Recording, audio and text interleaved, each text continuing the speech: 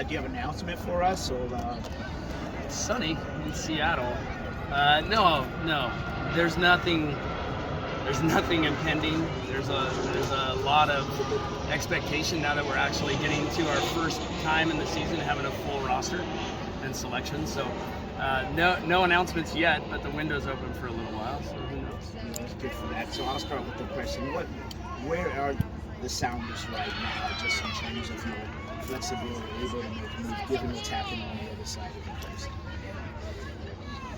I think you're kind of asking, do we have money to go out and do something? Kind of, sort of. Everyone's nodding, so that's the Yes. kind of sort of question. Yes. Look, we committed, and I kind of went over this in January. We committed at the beginning of the year, adding a significant reserve striker and spending money at the beginning of the year to give this group a chance to stick together and perform well. Unfortunately, we haven't seen the entire group together for the majority of the year. I think we had 20 minutes in the 5th game of the year, something like that. So we're trending back to healthy. I'm excited to see where this group goes, because now that Jordan and Christian are back, the coaches are going to have a really nice challenge on how they balance minutes and the selection on the lineups, and I think it'll allow you guys to ask a lot more fun questions post-match to Brian. In terms of adding players, look, where we're at, in order to add, I'm only interested in adding if it makes us significantly better, because I really like this roster. And I really think with this roster getting healthy, 3 points out of first place at this point of the season with 11 games left, we've got a really good chance to do something special down the stretch here. And this group believes it. It's pretty evident when you spend some time around them that they understand that they've got the potential to do something. So if we can make the team exponentially better, we'll do it. In order to do that, it is going to be a challenge, without a doubt. So significantly, exponentially better. Let's dive into those words right there. Does that mean Starting player that is better than the players and options we have is what we're looking at. Because when you look at this roster and you analyze the roster when healthy, which we're trending towards, at any given time there'll be 3 or 4 players not selected to start that would start on almost every team in our league. So with everything you just said in mind, is it safe to say that you are in no rush to move a player in your current roster to make room for another one because you feel like there's a specific or huge need in this roster? It's a great question on timing, because you could trap me right now because we haven't been scoring goals for fun recently. I'll reference back to the first 5 games of the year, where minus the LAFC game, we were pretty dangerous to goal consistently, and I think that's where our team is trending and going towards.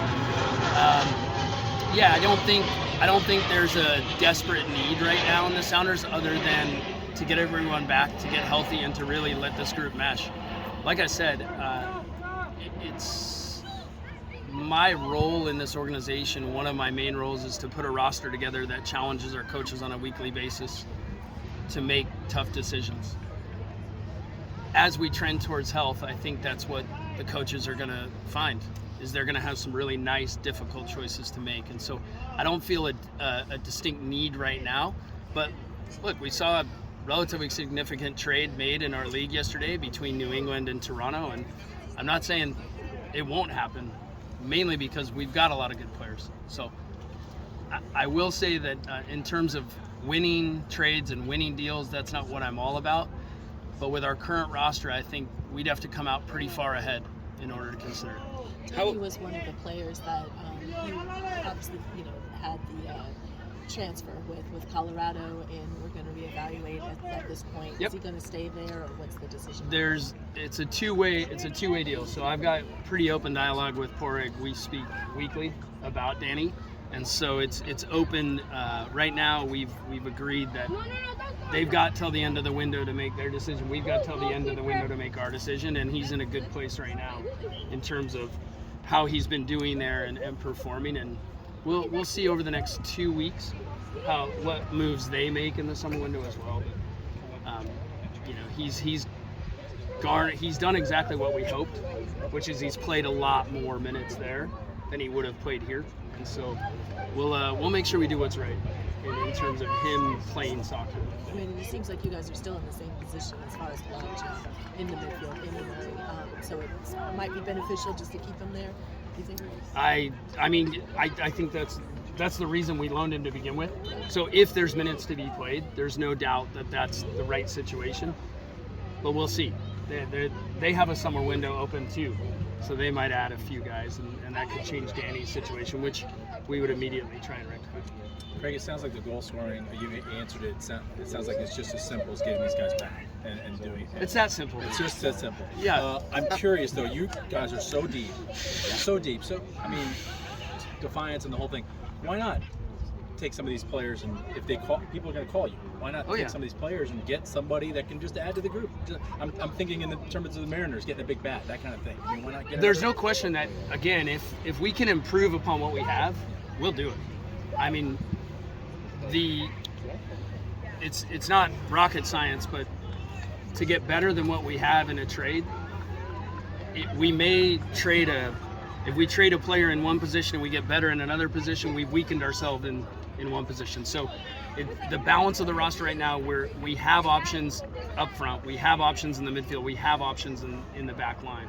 And so I don't want to unbalance the team in terms of you make a trade to get better or get more depth in one of those other lines, weaken yourself, catch one injury, and now you're in a bit of hot water in terms of the solution. So we're definitely having conversations. This is not me saying I'm not answering the phone. I'm on a lot of phone calls, but I'm really picky right now because I'm bullish about where we are. I'm bullish about this team, and I think 2023 can end with the same elite result that several other years have ended with for this organization. As a matter of fact, no other team in the league has won more trophies and won more games since the MLS era of Sounders, and I think this group is absolutely has the potential to continue that trend. Craig, with kind of how happy you are with Danny, is there a chance that you look at other young players doing a similar move? Yeah, young players are an interesting, developing players because age is a little bit of a tricky thing now. What is young? Young is different now than it was 4 or 5 years ago, but developing players need to play. And so we're always trying to find the right solution if we can't provide or if we don't anticipate those games coming. So we've had a few conversations with some international clubs about a couple of our young players. But again, unless it's a better situation, meaning game time is nearly guaranteed, which it's never guaranteed and no coach in the world will tell you it's guaranteed. But if it's a group that definitely needs a player that we have and we feel that their opportunity for minutes is there, we'll consider everything because we've got a lot of young talented players and it's really hard to get them all minutes. Interestingly, we've played every single field player this year, and small tangent, but I need to stop and compliment our staff and our group because I'm not sure any other MLS team has played every single field player. There's only 2 players on our roster that haven't appeared in an MLS match, and that would be our Andrew Thomas and Jacob Castro. But every field player, including Steph, have been on the field, and we've done it with a massive amount of injuries. We've done it with call-ups. We've done it with some unexpected things. I'd be remiss not to take just a second to compliment the players and the staff for where they are. Again, 3 points out of first place with 11 left. It's a heck of an achievement so far, and since I'm on camera, I'll just make sure to, on the back end of the compliment, is the expectation is to be a lot better than we've been. Speaking of Steph, last week against Vancouver, how do you evaluate both of them looking forward 2024 and beyond, considering their contracts, considering where they want to go with their futures? I knew 2024 would come up at some point. Yep. There's a lot of decisions to make at the end of this year. But specifically with the Stephs. 4 or 5 different decisions that are all difficult. With the Stephs, it's not a one or the other. It might be both, but there's a lot of conversations. They're both wonderful humans, and a lot of it comes down to the roles they want to play. And Steph Cleveland tested the market last year to find a starting spot, and frankly, if Steph Fry is going to continue to be the starting goalie for the Sounders, then we have to be fair to Steph Cleveland and the work he's done and make sure that he has the options like he did the year before to go test the market, but also make sure we maintain and we will maintain that we like him, we want him here. Have you had conversations with Fry of where he wants to go from this point on? No, in my world, it's not really wonderful to distract your players in the middle of the season. Some of these conversations need to wait to the end of the year. Some of them are with agents and not necessarily directly with the players, but you know, I am the type of person that I've got no problem sitting down with a player. I've got a good rapport with all the guys, and they can come in my office. I always warn, if you come in my office, I only go one direction, and that is my truth. And I have a lot of tough decisions to make, so don't come in my office unless you want my truth. But this is a great group of people, and those conversations will happen, and they're pretty straightforward and honest. But the distraction is always there, right? I mean, always for the player, right? For the club, so that uncertainty can be hard for a player. So, where in the priority list does it fit for you to talk to a player that has an expiring contract coming up? It's always a balance. Every player is different. The club has the same decision to make, so it's always on the minds of the general manager. It's always on the mind of the player. I've been in their shoes. I've represented myself as a player, so there's a lot of conversations, a lot of things going through players' heads. Look, sometimes the balance is the players need the information. It's their personality. Sometimes the balance is it's better to wait. It's really individualized. You know, we've got, like I said, 4 or 5 guys that are in that situation. And so we'll be handling every single one of them differently. I can't give you one answer. I wish I could, because that would make my job way easier and their job way easier. But, you know, we're in the middle of some conversations with agents. Some players don't want to have the conversation. Some players do want to engage. So we kind of respect that as we go. But in terms of where we're at, honestly, those decisions aren't made. And while I tout the fact that we're in 3rd place, 3 points out of 1st with 11 left, I need to see where this goes. There's still a lot to prove or not prove. And that makes the next decisions for me pretty clear. So as you said about trophies and things like that. So I do want to avoid resulting, right, and getting to the end of the year and going, oh, because of X, it made sense or it didn't make sense. There's fun narratives to talk about, but the result doesn't change the preparation. You know, we didn't lose in San Jose because of poor preparation. They scored a heck of a goal. You know, we had a penalty call. You know, the result doesn't really dictate how we prepped and how that everything happened. So a little bit's going to depend on its continuity. It's how do these guys get on. It's the balance. You know, players have an opinion too. And when you have a roster like ours that I believe is really deep, you're going to have 3, 4, 5 players that might not really be happy with the role they're asked to have. And that's got to be taken into consideration as well. So results are part of it. Results are a big part of it for me.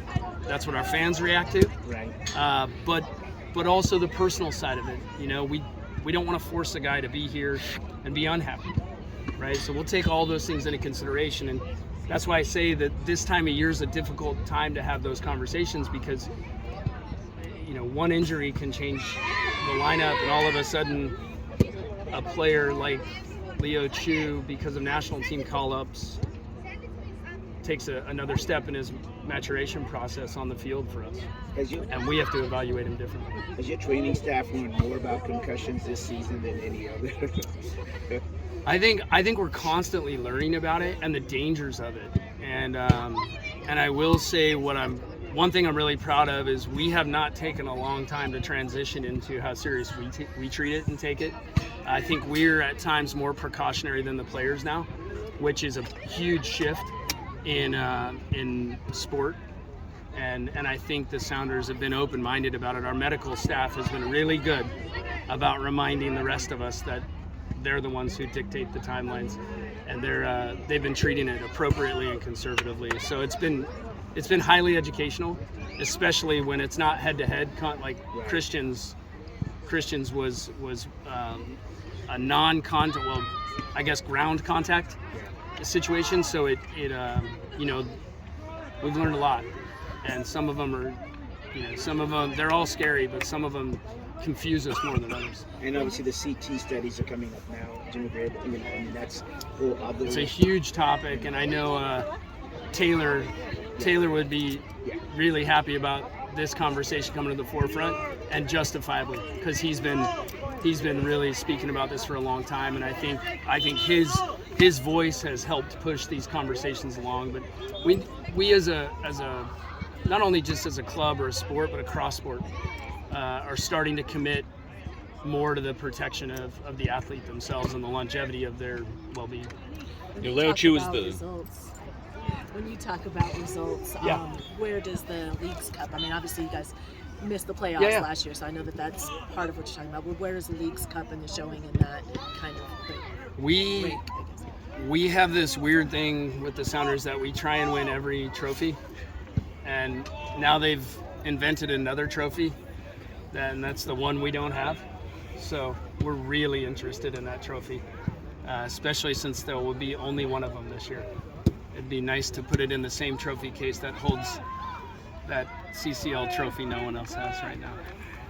Leo Chu is the last player from outside the league that you brought in. I'm just curious, are you starting to get itchy about making a signing that, like that, where there's cash to actually spend, and what's the budget look like for that kind of signing? Am I itchy to do it? No. I'm fortunate that I was able to kind of put my ego on a shelf a long time ago. I don't think this team needs to be Craig's team or have anything to do with me. I think the roster is balanced. Could we have gone out and done something that made it more mine or made it appear more mine? Probably. There's a lot of opportunity, but it's not really my style. My style is to evaluate it, try to take the emotion out of it and go, is this group good enough? And in the offseason, what we really needed was one more option up top. What's interesting about that is, and I'm sure you've already written about this, so I apologize because I probably missed the article, but Waibel's chance creation and expected goals are astronomical, and that in and of itself is an impressive statistic to be a part of all those chance creations. I kind of say it, if we had 3 more goals, or if Waibel had 3 more goals, we probably wouldn't need to talk about goals at all. So it's an interesting situation we're in. I really like the group. Does that mean for the future we are where we are? No. There's significant decisions to be made and significant investment to be made in players going forward. Could be January, it could be next summer, but it's coming. So are you confident there's budget there to spend once you are ready to spend it? Absolutely. Yeah, I've been told from ownership already that it's there when we need it, and when we decide we're gonna make a move for someone significant, it's there. Craig, you are confident that with this squad is so deep that you think that Sounders will be a contender for the MLS Cup as a finalist with this roster? Yes. I can expand on it if you want me to, but I absolutely think this team is good enough to win the championship, without a doubt. Has there been any movement with a Nuhu transfer? Because there's been a lot of talks about that over the offseason. I was wondering if there's been any interest shown. The movement's mostly on our side. We re-signed Nuhu, and we re-signed him for a multitude of reasons, but Nuhu's really happy where he's at. We've had conversations about his happiness and his stability here, and I think if there's been any movement, it's been us taking less interest in teams that pretend to be interested. I'm very picky on the phone calls I pick up when it regards Nuhu. I like our group. With the academy, how do you see, or how do you get involved in the academy players that are picked for the first team? How do you get into the process? How do you fit in there? we have a large staff. We're scouting all the way down to 10, 11, 12-year-olds now, and it's a wild process. Like when you're watching these young players. But our development staff is excellent. Not only the youth development in terms of academy, but in terms of Defiance. We're in 3rd place in the MLS Next Pro as well. So we're doing a good job across the organization of developing players. The first team, like I said, maybe you could argue they've been in a situation they were forced to play a lot of developing players, but they're unafraid to play them. And I think that is speaking volumes into the new players that are committing to our U15, to our U17 development programs, are largely based on the fact that they are seeing the first team not only play young players and developing players, but play significant minutes. Craig, when you're making these decisions and having these internal conversations about players' futures and all these things, right? And maybe it's a few months out, right? This last couple. How difficult is it to balance A, what a player has done for you over the course of the years, B, what they want out of their next deal, and C, whether you can actually fit them into the lineup? The hardest part of that question is what I'll address, which is the human nature of a player who's given a lot to the club.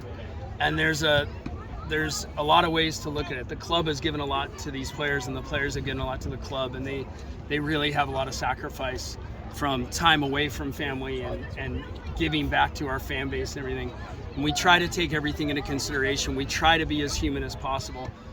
My job is to make difficult decisions, and I have to make difficult decisions on budgetary decisions, roster decisions, coaching decisions, all sorts of staff decisions as well. So it runs across the organization, not just with players. The players are just the most exposed to the fan base and the most obvious conversation to have. So we treat everything as best we can, as honest as we can, and as upfront as we can, because that's what we owe our players. The goal with the Sounders has always been and will remain that no player leaves without the truth. And I think in time that covers a lot of what can be emotional today, can be digested later as at least honesty.